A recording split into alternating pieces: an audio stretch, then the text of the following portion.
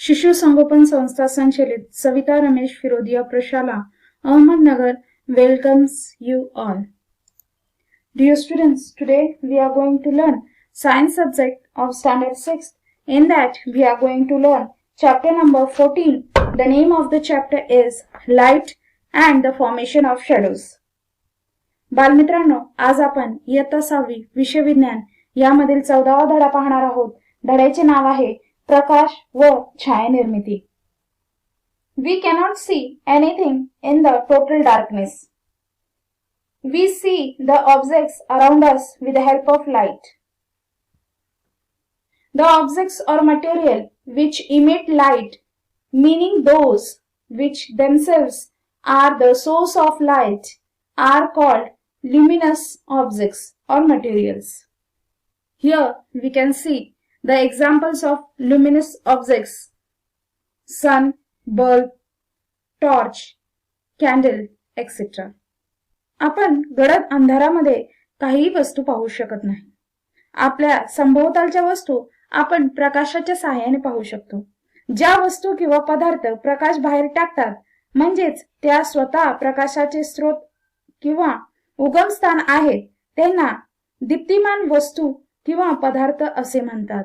Luminous objects म्हणजेच दीप्तिमान वस्तू. The objects or material that are not source of light themselves are called non-luminous objects or material. Example is table, wood, stone, flower pot. Some man-made objects or material also emit light. These are called artificial source of light. Example is, here we can see bulb, torch, candle, etc. ज्या वस्तू किंवा पदार्थ स्वतः प्रकाशाचे स्रोत नाहीत त्यांना दीप्तिहीन वस्तू किंवा पदार्थ म्हणतात. उदाहरणार्थ चित्रामध्ये आपल्याला दिसत आहे टेबल, लाकूड, दगड आणि फुलदाणी. काही मानव निर्मित पदार्थ किंवा वस्तू प्रकाश देतात त्यांना प्रकाशाचे कृत्रिम स्रोत असे म्हणतात. उदाहरणार्थ बल्ब, बॅटरी आणि मेणबत्ती. The sun is the main natural source of light. Other stars seen in the night sky, fireflies, some anglerfish, as well as honey mushroom are natural source of light. Here we can see the pictures of the natural sources of lights. सूर्य हा प्रकाशाचा मुख्य नैसर्गिक स्रोत आहे. आकाशात रात्री दिसणारे इतर तारे तसेच काजवे, अँगलरफिश, हनी मशरूम हे सुद्धा प्रकाशाचे नैसर्गिक स्रोत आहेत. The propagation of light. You may have seen in the afternoon rays of the light entering through a slide in the door or a small hole in the roof. As these rays of light from the slide or the hole move towards the floor, the dust particles in their way are seen clearly. Due to these particles, the path of the light becomes visible, and we can see that their path is along a straight line. Here we can see how the rays of sun comes into the room. The propagation of light म्हणजेच प्रकाशाचे संक्रमण. दुपारच्या वेळी खिडकीच्या दरवाजाच्या फटीतून किंवा छताच्या छोट्या छिद्रातून अनेकदा आत आलेले प्रकाशाची किरणे पाहिली असतील. प्रकाशाची किरणे फटीतून किंवा छताच्या छोट्या छिद्रातून जमिनीकडे येताना त्यांच्या मार्गातील धूलिकण आपल्याला स्पष्टपणे दिसतात. या कणांमुळेच प्रकाशाचा मार्ग आपल्याला समजतो. यावरून प्रकाशाचा मार्ग सरळ असल्याचे आपल्या लक्षात येते. चित्रामध्ये आपण पाहत आहोत की छिद्रामधून कसे किंवा खिडकीमधून सूर्याचा प्रकाश कसा आत येत आहे. Here we have to take 3 cardboards. Now make a small hole in the center of each cardboard using a thick needle. Now arrange the cardboards in such a way that the 3 holes are in the same line. Stand the burning candle on one side of the cardboards and look at the flame of the candle from the other side. What will happen? We can able to see the candle with the help of first picture, but in the second picture we cannot able to see the flame of the candle. Why? Because the light travels in a straight line, and in the second picture the arrangement of cardboards is not in the straight line. Now we have to take a straight tube that can be bent easily. Now place the burning candle on the stand and look at it through the tube. Then bend the tube, and after that bending the tube, look at the candle again. What will happen? With the help of the straight tube, we can able to see the candle. But after bending the tube, we cannot able to see the candle. Why this happens? This happens because light travels in straight line. This is called the linear propagation of light.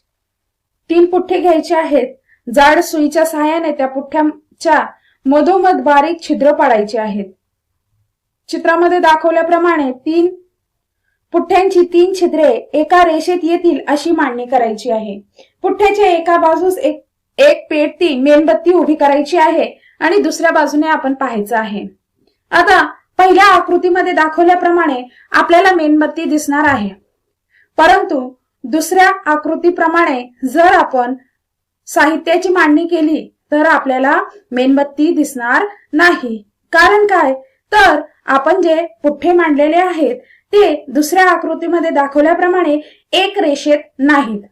प्रकाश हा सरळ दिशेत प्रवास करतो, त्यामुळे पहिल्या आकृतीमध्ये आपल्याला मेणबत्ती दिसणार आहे. सहज वाकेल अशी एक नळी घ्यायची आहे. स्टँडवर पेटती मेणबत्ती ठेवायची आहे आणि नळीतून तिच्याकडे पाहायचं आहे. त्यानंतर आपण नळी थोडी वाकवून घ्यायची आहे आणि वाकवलेल्या नळीतून आपण मेणबत्ती पाहायची आहे. काय होईल? तर वाकवल्यानंतर त्या नळीतून आपल्याला मेणबत्ती दिसणार नाही. प्रकाशाच्या सरळ दिशेतील प्रवासाला प्रकाशाचे रेषीय संक्रमण असे म्हणतात. Reflection of light. How do we see an object? The rays of light falling on an object from the source of light are thrown back from the surface of that object. This is called reflection of light. We see the object when the reflected rays reach our eyes. Here we can see how the rays reach to our eyes. Reflection of light म्हणजेच प्रकाशाचे परावर्तन. आपल्याला वस्तू कशी दिसते? प्रकाशाच्या स्रोतापासून वस्तूवर पडणारी प्रकाश किरणे वस्तूच्या पृष्ठभागापासून परत फिरतात. याला प्रकाशाचे परावर्तन असे म्हणतात. परावर्तित किरणे आपल्या डोळ्यापर्यंत पोहोचली की वस्तू आपल्याला दिसते. चित्रामध्ये दिसत आहे परावर्तित किरणे आपल्या डोळ्यापर्यंत कशा रीतीने पोहोचत आहेत. When you see your face in the mirror, the light reflected from your face falls on the mirror and get reflected back again. That is why you see the image in the mirror. No image will be seen at all on the wooden surface. You may have seen your face formed in the surface such as a new steel dish. जेव्हा तुम्ही तुमचा चेहरा आरशात पाहता तेव्हा तुमच्या चेहऱ्यावरून परावर्तित झालेला प्रकाश आरशावर पडतो. तो पुन्हा आरशावरून परावर्तित झाल्याने तुम्हाला तुमची प्रतिमा आरशात दिसते. काचेच्या तावदानात तुमची प्रतिमा दिशी अंधुक दिसेल. लाकडाच्या पृष्ठभागावर तर प्रतिमा दिसणारच नाही. नवीन ताठ पृष्ठभागांमुळे प्रतिबिंब तयार झालेले तुम्ही पाहिले असेल. The left and right side of the original object appear to be exchanged in the mirror image. The image is as far behind the mirror as the object is in front of it. The size of the image is the same as that of the object. Images in a plane mirror. The left and right sides of the original object appears to be exchanged in the mirror image. The image is as far behind the mirror as the object is in front of it. The size of the image is the same as that of the object. Here we can see how the changes occur in the images. सपाट आरशेतील प्रतिमा. आरशातील प्रतिमेमध्ये मूळ वस्तूच्या डाव्या व उजव्या अदलाबदल झालेली दिसते.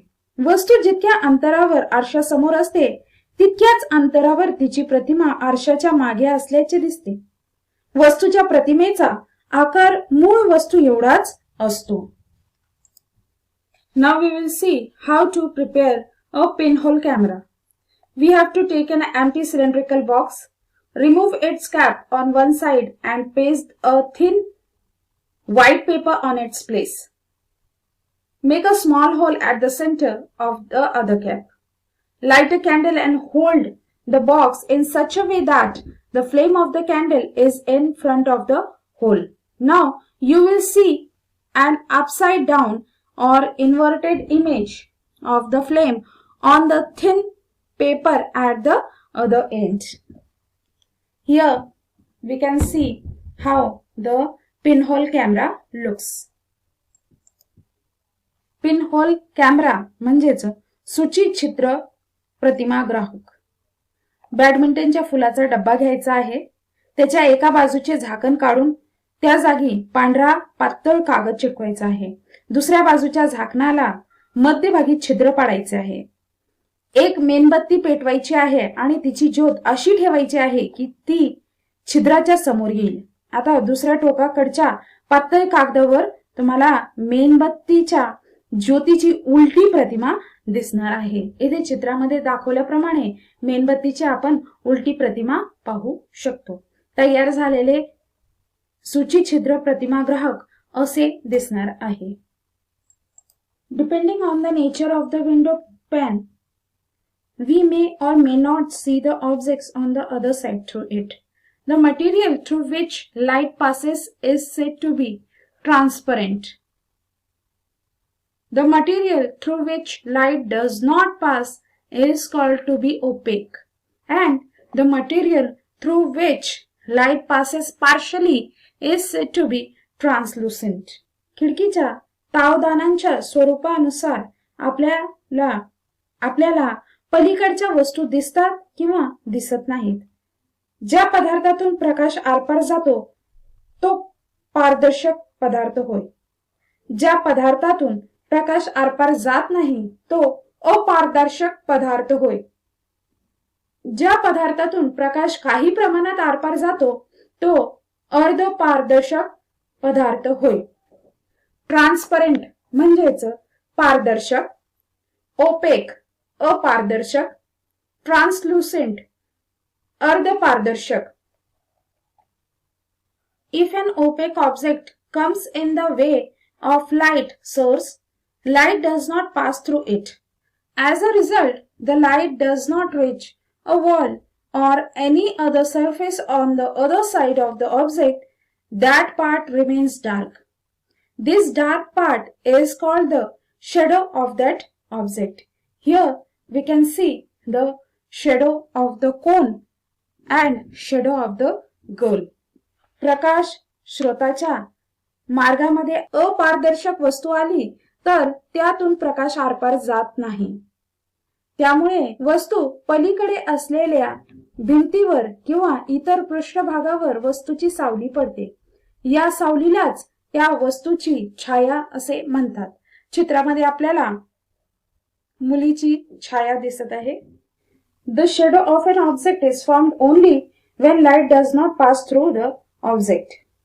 The kind of shadow it forms depend upon the relative distance between the source of light, the object, and the surface or the screen on which the shadow is formed. The shadow of an object formed due to the sunlight is long in the morning and in the evening, and short in the afternoon. We will easily note these changes if we observe the trees along the roadside. This changes in the shadow depends on the source of light, the object, and also on the surface on which the shadow is formed. एखाद्या वस्तूमधील प्रकाश आरपार जात नाही तेव्हाच त्या वस्तूची छाया निर्माण होते. छायेचे स्वरूप हे प्रकाशाचा स्रोत, वस्तू आणि पडदा यांच्या परस्परामधील अंतर व दिशेवर अवलंबून असते. कोणत्याही वस्तूची सूर्यप्रकाशामुळे पडणारी छाया सकाळी आणि संध्याकाळी लांब असते आणि दुपारी छोटी असते. छायेमध्ये होणारे बदल हा प्रकाशाचा स्रोत, वस्तू आणि छाया कशावर पडणार आहे यावर अवलंबून असतो. A sundial. A sundial is an instrument that indicates the time with the help of the extent and the direction of the shadow of an object formed in sunlight. Earlier, time was measured by placing a stick parallel to the axis of the earth and by noting the position of its shadow on the dial at different times of the day. The largest sundial at the Jantar Mantar, New Delhi. The research work presented by the Indian scientist Sir C.V. Raman regarding scattering of light is known as the Raman effect. He discovered this effect on 20th February 1928. To commemorate this event, 20th February is celebrated as National Science Day since 1987 in India. सूर्य तपकडी. एखाद्या वस्तूच्या सूर्यप्रकाशातील छायेची मात्रा व दिशा यांच्या मदतीने वेळ दर्शवणारे उपकरण म्हणजे सूर्य तपकडी. एक काठी पृथ्वीच्या अक्षाला समांतर ठेवून काठीची छाया दिवसाच्या वेगवेगळ्या वेळी तपकडीवर कोठे पडते ते नोंदवून कालमापक केले जात असे. सर्वात मोठी सूर्य तपकडी जंतर मंतर येथे आहे. भारतीय शास्त्रज्ञ सर सी व्ही रमन यांनी सादर केलेले प्रकाशाचे विकिरणासंबंधीचे संशोधन रामन परिणाम म्हणून ओळखले जाते. म्हणून त्यांनी 28 फेब्रुवारी 1928 रोजी हा शोध लावला. त्या शोधाच्या स्मरणार्थ 1987 सालापासून 28 फेब्रुवारी हा दिवस राष्ट्रीय विज्ञान दिन म्हणून साजरा केला जातो. Place the glass filled with the water on the sheet of the paper in the window so that it receives direct sunlight. Here we can see that the sunlight is having the 7 colors. खिडकीत सूर्यप्रकाश येईल अशा ठिकाणी पाण्याचे भरलेला काचेचा glass ठेवायचा आहे. आपल्या पाहिल्यानंतर असे लक्षात येईल की सूर्यप्रकाशामध्ये 7 रंग आहेत. चित्रामध्ये आपल्याला सूर्यप्रकाशाचे 7 रंग दिसत आहेत. The British scientist Sir Isaac Newton made a special disc. One side of the disc was divided equally into 7 petals of the 7 colors: red, orange, yellow, green, blue, indigo, and violet. The disc was fitted on the stand and rotated fast. As the disc rotated, the 7 colors disappeared and only white was seen. This proves that sunlight is made up of 7 colors. That is why the disc is known as Newton's disc. Newton wrote a book called Optics about light. Sir Isaac Newton ह्या British शास्त्रज्ञाने एक तपकडी बनवली. तिची एक बाजू तांबडा, नारंगी, पिवळा, हिरवा, निळा, पारवा आणि जांभळा या 7 रंगांच्या समान पाकळ्यांमध्ये विभागली. ती तपकिडी स्टँडवर बसवली व जोरात फिरवली. त्यावेळी 7 रंग न दिसता एकच पांढरा रंग दिसला. त्यावरून सूर्यप्रकाश 7 रंगाचा बनला असल्याचे सिद्ध झाले. त्यामुळे त्यास न्यूटन तपकडी असे म्हणतात. न्यूटनने प्रकाशविषयी द ऑप्टिक्स हा ग्रंथ लिहिलेला आहे. Here we have finished this chapter. Thank you.